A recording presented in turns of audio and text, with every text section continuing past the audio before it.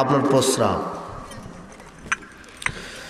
তাই তো নেতা মানুষ মিছিল মিটিং শেষ করছে, রাত্রেবেলা বেশ করে পানি খাইছে, পানি খাইয়া বোতল ভরছে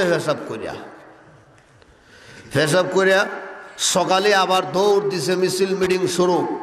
যখন সকাল হইছে দৌড় দিছে, এইদিকে স্ত্রী বিছানা পড়তো গুছাবার জন্য ঝাড়ু দিয়া বাইরায় না, এইভাবে ঝাড়ু দিয়া বাড়ি লেগ গিয়া বোতল ভইরা সব পেশাব শেষ।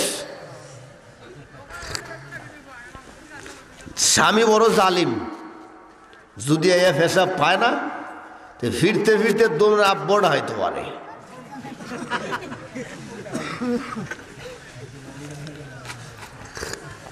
আমাদের সমাজে এরকম আসেনি না, স্বামী বড় ফিরতে ফিরতে ওরান লাগছে, জিরায় কতক্ষণ সিগারেট খায়, খায় এর পরে আবার কতক্ষণ পরে ফিটে, ঠিক না? ওটি বাড়ি ঘরে যারা আসুন মহিলারা আপনারও নই, কি কইতাছি এই অবস্থায় স্বামী এইদিকে মিছিল মিটিং করে 10টার সময় ডাক্তারের দ্বারা যাবে,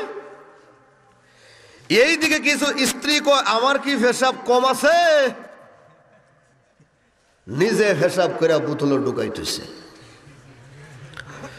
তইয়া স্বামী যখন আসছে এই বোতল নিয়ে দৌড় দিছে ডাক্তারখানায়। ডাক্তার টেস্ট করছে, রিপোর্টটা বাইরেছে। রিপোর্ট বাইরেছে, ডাক্তার রুগীর দিকে 10 বার চায়, রিপোর্টের দিকে 20 বার তাকায়।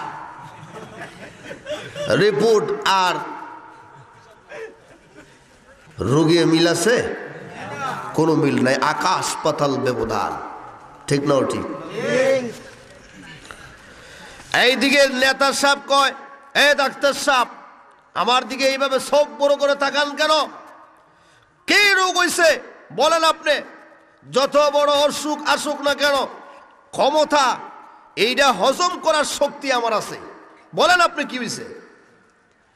কোন নেতা সাহেব কি বলবো আপনারে, আপনার মাত্র আর 3 মাস বাকি আছে। কি 3 মাস বাকি আছে মিয়া? 3 মাস বাকি বলতে আপনার পেটে বাচ্চা, আপনার পেটে বাচ্চা। কি কইছে ও? নেতা সাহেবের পায়ের তলা থেকে মাটি সরে গেছে। ডাক্তার সাহেব বলেন যান বাড়িতে, বাসায় গিয়া যা খাওয়ার খান, যারা দেখার দেখেন, আর যদি মনের কোনো আফসোস থাকে এগুলো পুরো করে নেন। কারণ এটা তো জানুন আপনি, স্বামীদের পোষা লোকদের পেটে যদি বাচ্চা হয় তাহলে ডেলিভারির কোনো ব্যবস্থা নাই। বলেন তো দেখি, নেতা সাহেবের মাথা কি আর জাগাত আছে? দৌড় দিছে বাড়িতে। বাড়ি থেকে স্ত্রীকে বলল, কই আমার প্রাণের স্ত্রী? হায় হুতাশ করে গিয়া দৌড় মেরে গিয়ে খাটের মধ্যে চিৎপটাং পড়ছে। স্ত্রী গিয়া কয়, কি হয়েছে আপনার, এত পেরেশানি কি? কার কথা বললেন না। স্টিল থেকে আলমিরা থেকে ডায়েরি বাড়ি করো। ডায়েরি দিয়ে কি করবেন আবার? ডায়েরির ভিতরে লেখা আছে কে আমার কাছে কত টাকা পাবে, আমি কার কাছে কত টাকা পাবো, কার মোবাইল নম্বর, আমার ছেলেদেরকে বিদেশ থেকে আসার জন্য খবর দাও। বলে এটি কি আরম্ভ করেছেন? আপনার মাথার ধরছে নাকি? কি আরম্ভ হয়েছে আপনার? কারে তুমি কি বুঝবা? আগের ডায়েরি আনো। এই ডায়েরির কথা আনার পরে স্ত্রী বলো, ঘটনা কি আগে কুই লেখো? ঘটনা হইল আমার পেটে বাচ্চা, আর মাত্র 3 মাস আছে ডেলিভারির। তুমি তো জানোই ডেলিভারি, পোষা লোকের পেটে বাচ্চা হলে ডেলিভারির কোনো ব্যবস্থা নাই। অতএব আমি মরব, মরার আগে আমার ছেলেদেরকে, মেয়েদেরকে, আত্মীয় স্বজনকে দেখে যায়, পাওনা দাওনা যা আছে সব শেষ করে যায়। স্ত্রী ডাক দিয়ে বলে, ওগো স্বামী এখনো শেষ নাই, খালি শুরু হইছে, একটু দাঁড়ান। বলে কি হয়েছে? এত তাড়াতাড়ি মরতে দিব না। বলে কি করবা? ওগো আমার প্রাণের স্বামী, একটা নয়, দুইটা নয়, তিনটা বাচ্চা আমার পেটের ভিতর থেকে বাইর হইল। এত পেরেশানি আমার ছিল না, কিন্তু মার তো একটা বাচ্চা আপনার পেটে যাওয়ার কারণে আপনি দেখা যায় আর বাঁচবেন না, এই মুহূর্তে মরবেন। কারণ কি? এত তাড়াতাড়ি আপনাকে মরতে দেওয়া হবে না, বাচ্চা প্রসব করতে হবে। কথা বলছেন না? স্বামী তো আরো হার্ট ব্রেক ধরছে, সর্বনাশ, কি কো আমি বাচ্চা প্রস্রাব করব। আমি স্ত্রী ডাকতে কাল ধরে 100 বার উঠবা বসবা আর বলবা সমান সম্ভব নয়, সমান সম্ভব নয়, সমান সম্ভব নয়, সমান সম্ভব নয়, সমান সম্ভব নয়। কারণ কোনদিন মেয়ে আর পুষা লোক সমান হইতে পারে না। ঠিক না? দিছেনি? মহান আল্লাহ রাব্বুল আলামিন বলেন, এই কোরআন অনুযায়ী যারা জীবনকে পরিচালনা করবে, যাদের জীবনকে উৎসর্গ করে দিবি কোরআনের দিকে, আল্লাহর দিকে, নবীর প্রেম উন্মুক্ত হয়ে যাবে। মহান আল্লাহ বলেন, মরতে দেরি হবে, আমি আল্লাহ তাকে জান্নাতে দিতে একটা সেকেন্ডও আমি আল্লাহ দেরি করব না। কারণ আল্লাহ রাব্বুল আলামিন বলেন, আর-রহমান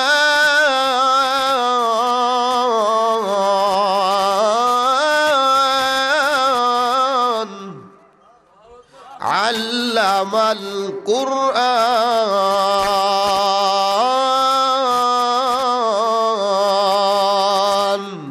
এমন কোরআন দিলাম রে, যে কোরআন আকাশের নিচে জমিনের উপরে এত নিয়ামতি কোরআন আর কোন কিতাব আল্লাহ নাজিল করেন নাই। ঠিক না? ওটি আগে যে এরকম এই কোরআনের ভিতর নিয়ামত ছিল, কিয়ামত পর্যন্ত এই নিয়ামত আল্লাহ রাব্বুল আলামিন রেখে দিয়েছি। এক জাররা পরিমাণ শস্য পরিমাণ কমবেও না।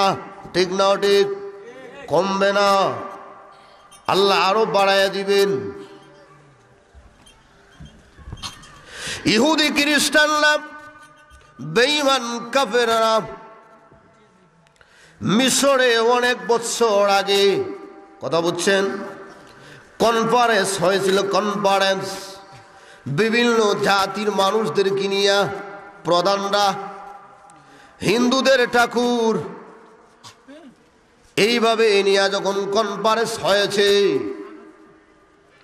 এই কনফারেন্সের মধ্যে যার যে কিতাব আছে, প্রধান ধর্মের যে বই কিতাব, এগুলা পাঠ করবে।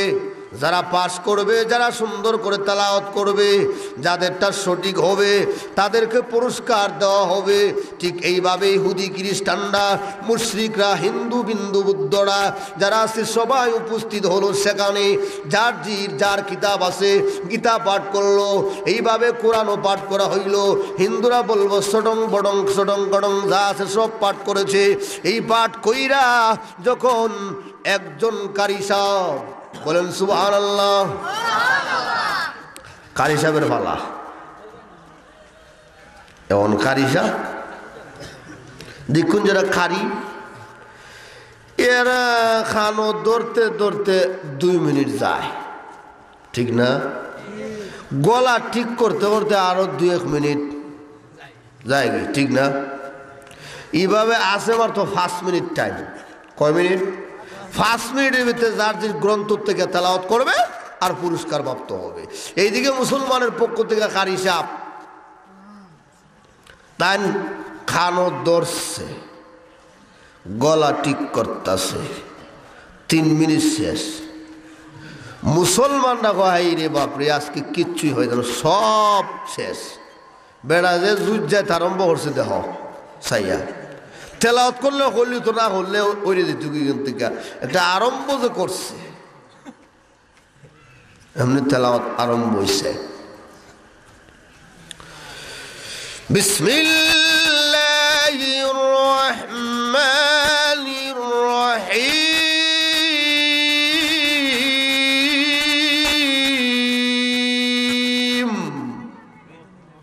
তেলাওয়াত আরম্ভ হয়েছে। ও গিয়া যখন শেষ করছে, সাদাকাল্লাহুল আযীম।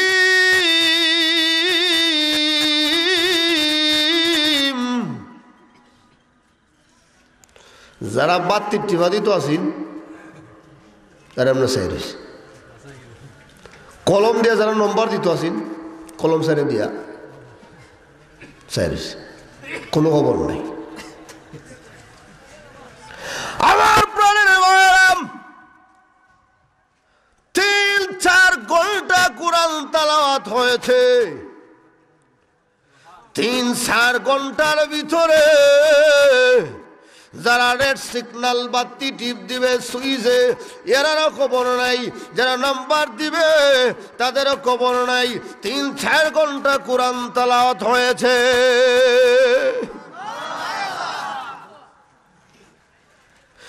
এমনি ইহুদি খ্রিস্টানের ছেলেরা, যুবকরা দাঁড়ায় বলল, ও কারি সাহেব, এমন তেলাওয়াত দিয়েছ অন্তর আমাদের কম্পন সৃষ্টি হয়ে গেছে, অতএব আর খ্রিস্টান থাকবো না, এক্ষুনি আমাদেরকে কালেমা পড়ে মুসলমান বানায়া দিন।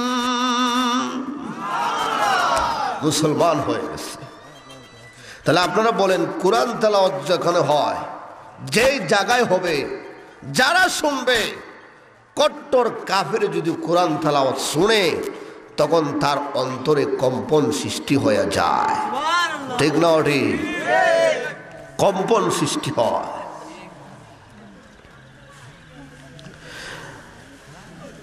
হাসরের মাঠে, কিয়ামতের মাঠে আল্লাহ তাআলা বিশ্ব নবীকে প্রধান অতিথি বানাবেন। বলেন সুবহানাল্লাহ। সেখানে দারুস সালাম একটা মাঠ আছে। কি নাম? দারুস সালাম। এই মাঠের মধ্যে সমস্ত বেহেশতিরা গিয়া জমা হবে। সমস্ত বেহেশতিরা কি হবে? জমা হবে। জমা যখন হবে, তখন আল্লাহ তাআলা বিশ্ব নবীকে বানাবেন প্রধান অতিথি, আল্লাহ থাকবেন সভাপতি। আর আল্লাহর সভাপতি হইয়া সেই স্টেজকে, সেই সমাবেশকে আল্লাহ নিজে পরিচালনা করবেন। বলেন সুবহানাল্লাহ। দাউদ আলাইহিস সালাতু ওয়াস সালামকে বলবেন তেলাওয়াত করার জন্য। আল্লাহ দাউদ আলাইহিস সালাম এত সুন্দর তেলাওয়াত করবে, দুনিয়াতে থাকাকালীন দাউদ নবী এত সুন্দর তেলাওয়াত করতেন, আকাশে পাখিরা যদি উড়িয়া যাইত, ওই পাখিরা পর্যন্ত উনার তেলাওয়াত শোনার জন্য দাঁড়ায়া যাইত। আরো আসতে বলেন সুবহানাল্লাহ। সমুদ্র পাড়ে গিয়া যখন দাউদ নবী কিতাব তেলাওয়াত করতেন, তখন কীটপতঙ্গ, সাগরের মাছরা এসে বালুর চড়ায় উঠে যাইত। বলেন সুবহানাল্লাহ। আল্লাহ রাব্বুল আলামিন দাউদ নবীকে বলবেন, ও দাউদ আলাইহিস সালাম, তুমি তেলাওয়াত শুরু করো। দাউদ নবী যখন তেলাওয়াত শুরু করবে, জান্নাতীরা বলবে, এত মধুর কণ্ঠর সুর কোনদিন আমরা শুনি নাই। আল্লাহ বলবেন, এখানেই শেষ নয়, আরো সুন্দর তেলাওয়াত আছে। বলেন সুবহানাল্লাহ। আরো সুন্দর আছে, আরো সুন্দর আছে, শুনবা? কহা শুনবো। আল্লাহ রাব্বুল আলামিন বিশ্ব নবীকে ডাক দেয়া বলবেন, ওগো আমার প্রধান অতিথি, আপনি তেলাওয়াত শুরু করুন।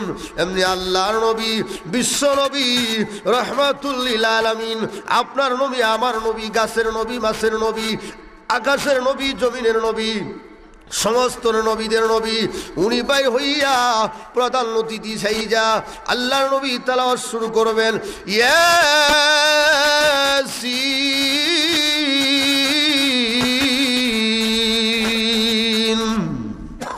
যখন তেলাওয়াত শুরু করবে, জান্নাতীরা এমনি উন্মুক্ত হয়ে যাবে। বলেন সুবহানাল্লাহ। কোনো খবর থাকবে না। বলবেন এত সুন্দর তেলাওয়াত দুনিয়ার থাকতো কোনোদিন শুনি নাই, এখনো শুনি নাই। এত সুন্দর তেলাওয়াত এমনি আল্লাহ রাব্বুল আলামিন ডাকতে বলবেন, হাসরবাসীরা রে, ও জান্নাতীরা, এখানেই শেষ নয়, আরো সুন্দর তেলাওয়াত আছে। বলেন সুবহানাল্লাহ। আল্লাহ আরো সুন্দর আছে, হ্যাঁ আরো সুন্দর আছে। আল্লাহ রাব্বুল আলামিন বলেন, ও জান্নাতীরা, সারা দিন সারা বছর দুনিয়ার থাকতে আব্দুল করিম আব্দুর রহিম কত কারি সাহেবের তেলাওয়াত শুনেছো, আর আল্লাহু আকবার সুবহানাল্লাহ বলছো। আমি যাদেরকে এত কণ্ঠর সুর দিলাম, এই তাদের সুর শুননা তুমি শুকরিয়া আদায় করেছো। এখন বলো তো দেখি, সঙ্গ আমি আল্লাহ যদি তেলাওয়াত করি, তোমরা কি খুশি না বেজার হবে? করে আপনি তেলাওয়াত করবেন? বলে হ্যাঁ। বলে তেলাওয়াত করুন। তখন আল্লাহ নিজে বলবেন, আলার রহমান,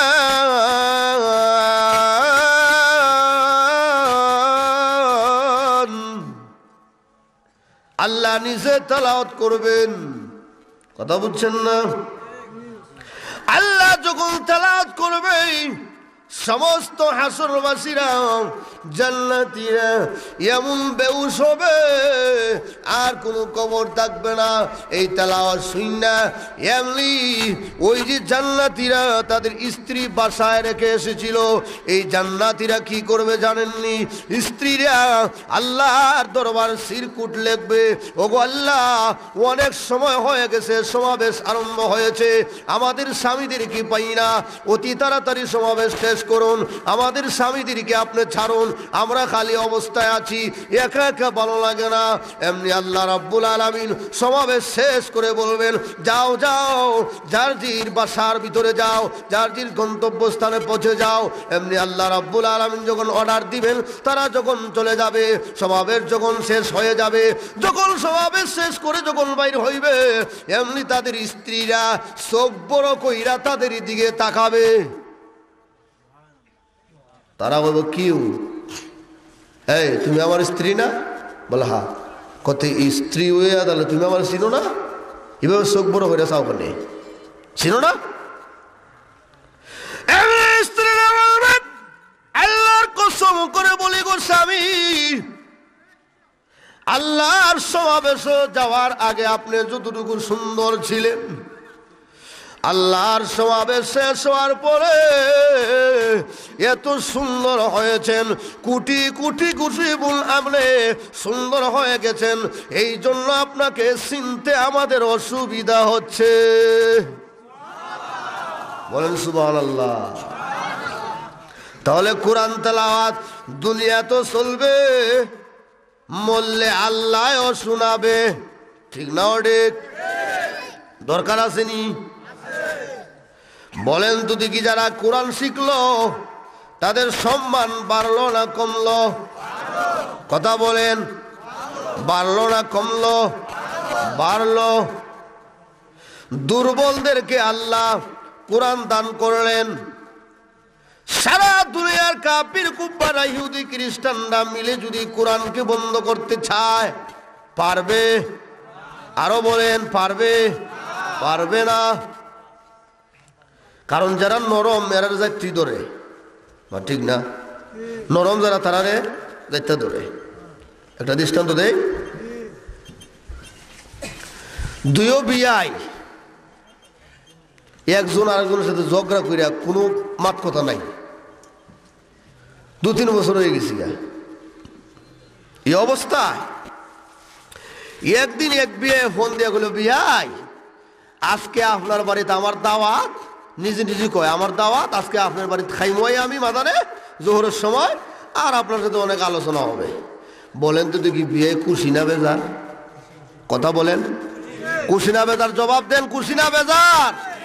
খুশির কোন সীমা আছে? আর রাজনগর বাজারে গিয়া গোয়াল মাছ, রৌ মাছ, কাতলা মাছ, রুই মাছ, গরুর গোশত যা আছে সব আনছি। ডাইনিং টেবিলে যখন খানি দেওয়া হয়েছে দুই বিয়ে বইয়া খায়। আর বেশি বালা খানি যদি হয় আর ফেডে কিছু গন্ডগোল তাই ঠিক নাও ঠিক ফেডও কিছু। আপনারা এদিকে চান এদিকে চাই না, একটু জিকির পড়েন লা ইলাহা, আরো জুড়ে লা ইলাহা, লা ইলাহা, লা ইলাহা, লা ইলাহা ইল্লাল্লাহ, লা ইলাহা, লা ইলাহা ইল্লাল্লাহ, লা ইলাহা, লা ইলাহা ইল্লাল্লাহু মুহাম্মাদুর রাসূলুল্লাহ সাল্লাল্লাহু আলাইহি ওয়াসাল্লাম। দিও বিয়ে বালাগানি পাইছে, ফেডো কিন্তু অসুখ, ফেডোকে গন্ডগোল, খায়ার খালি বায়ু সারে, খায়ার বায়ু সারে। গড়ের যে দারোয়ান আছে না, কথা বলেন, দারোয়ান আসেনি? দারোয়ানের দাম কি মালিক থেকে বেশি না কম? কম না বেশি? কম। বাড়ির মালিকই গিয়া বারে বারে এর একটা থাবা মারে। কি করে? একটা থাবা মারে। সমাজ মসজিদ না দারুণ মরছে। হ্যাঁ বেটা তোর দুর্বল কোন না জানে কোন বিয়ার দুর্বল করছে। বিয়ায় যে গেছে মেহমানদারির, হ্যাঁ বেটা গিয়ে আরে থাবা মারে। হ্যাঁ তো বায়ু সারে, তোমার বাড়িতে আইসি তুমি কিছু বুঝো জানাইতা, হ্যাঁ তার মরছে। খাইতাম না তুই দিতাম গিয়া। কিছুক্ষণ পরে দারোয়ান আইয়া কইল বিয়াই সাহেব কি একটা কথা কইতাম যদি অনুমতি দেন। কও বায়ু সারেন আপনারা আর মারো না আমার বিষয়টা বুঝছি না, কথা বুঝছেন না? তখন দুই বেজ আরে ব্যাক কল তুই বুঝছস না কোনা, তুই দুর্বল, তুই কিচ্ছু করতে পারত না, তোর মারলই কি আর না মারলই কি, ঠিক না? ওটি শহীদুল্লাহর বৈদুল্লাহর মরণের সময় কি অবস্থা হইব, ঠিক না? ওটি যখন মরণের সময় কাছে আসলো, এই সময় আল্লাহর নবী বিশ্ব নবীর দরজা বন্ধ করা, দরজার মধ্যে এইভাবে আওয়াজ হয়, আল্লাহর নবী অসুস্থ, বিছানা থেকে উঠতে পারেন না। বিশ্ব নবী ডাক দে বলে আয়েশা রে দরজা খুলেও দেখো তো কে এসেছে। আয়েশা সিদ্দিকা রাদিয়াল্লাহু তাআলা আনহা দরজা খুললেন, দরজা খুলে তাকায়া দেখে আজরাইল আলাইহিস সালাম এমন একজন মানুষের বাপ ধরেছে, এই মানুষের পা গুলা জমিনে আর মাথা হলো আসমানে। পা জমিনে মাথা। আয়েশা সিদ্দিকা রাদিয়াল্লাহু তাআলা আনহা বলেন ইয়া রাসূলুল্লাহ ইয়া হাবিবাল্লাহ, আরবের বুকে আমার জন্ম হয়েছে, এত বয়স হয়েছে, কোনদিন এত লম্বা মানুষ আমি কোনদিন দেখি নাই। পাগুলা জমিনে, মাথা তার আসমানে, আরবের কোন মানুষের সাথে তার মিল নাই। বিশ্বনবী রাহমাতুল লিল আলামিন বিছানা থেকে উঠতে পারেন না, কষ্ট করে উঠলেন, কষ্ট করে উঠে দরজার সামনে গেলেন, দরজা খুললেন, দরজা খুলে দেখে মালাকুল মউত উপস্থিত হয়ে গেছে। এমনি আল্লাহর নবী ডাক দিয়ে বলেন আয়েশা ও মা ফাতেমা দরজা খুলে দাও, আজরাইলকে আসতে দাও। আয়েশা এবং ফাতেমা বলে, না, দরজা খুলে দেওয়া হবে না, আজরাইলকে আসতে দেওয়া হবে না, কারণ বুঝে ফেলেছি এখনই আপনি পৃথিবী থেকে বিদায় হয়ে যাবেন গো আব্বা। ঠিক না ঠিক? আল্লাহর নবী ডাকতে বলেন, ও আয়েশা, ও ফাতেমা, দুনিয়ার কোন মানুষের জান আনার জন্য আজরাইল দরজায় গিয়ে পারমিশন চায় না। পশ্চিম ভাগে কারো মনরের সময় আজরাইল কি কেউ পারমিশন চেয়েছে? চাইছে? চায় না। ও আয়েশা, আমি বিশ্বনবীর সম্মানার্থে আজরাইল ঘরে প্রবেশ করে না, তবে অনুমতি না দিলে আজরাইল দিয়ে ঘরে আসতে পারবে না, থাও না। ঠিক না ঠিক? আমার সম্মানার্থে মহান আল্লাহ আজরাইলকে হুকুম দিয়েছে পারমিশন নেওয়ার জন্যে। পারমিশন দিয়ে দাও আমার ঘরে প্রবেশ করার জন্যে। পারমিশন যখন দেওয়া হইল, আজরাইল আলাইহিস সালাম যখন ভিতরে গেলেন, গিয়া বললেন, আসসালামু আলাইকা ইয়া রাসূলুল্লাহ, আসসালামু আলাইকা ইয়া হাবিবাল্লাহ। সালাম যখন দিলেন, সালাম দিয়ে যখন বসলেন, এমনি আজরাইল বলেন, ইয়া রাসূলুল্লাহ, ইয়া হাবিবাল্লাহ, আল্লাহ পাঠাচ্ছেন আমাকে আপনার সাথে সাক্ষাৎ করার জন্যে, তবে আপনি যদি ইচ্ছা করেন আরো কিছুদিন থাকতে পারবেন, কোনো অসুবিধা নাই। আল্লাহর নবী ডাক দিয়ে বলেন, না, এমন কোনো আদত নাই, এমন কোনো নিয়ম নাই। আজরাইল যখন উপস্থিত হয়ে যায়, খাওর থইয়া যায়, থইয়া যায়, যায়। আল্লাহর নবী ডাক দেয়া বলেন, আজরাইল রে, আমি পৃথিবী থেকে বিদায় হয়ে যাব, কথা ঠিক, আমি চলে যাব, আমি রাজি, কিন্তু বলো আমার গুনাহগার উম্মতের কি অবস্থা হবে?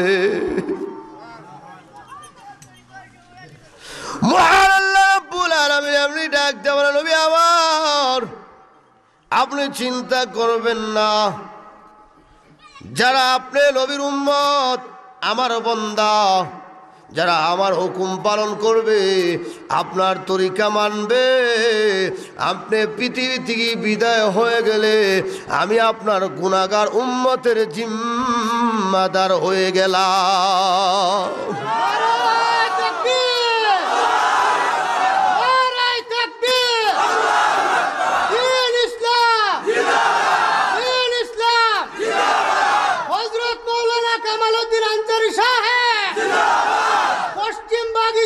সমাজ কল্যাণ পরিষদ,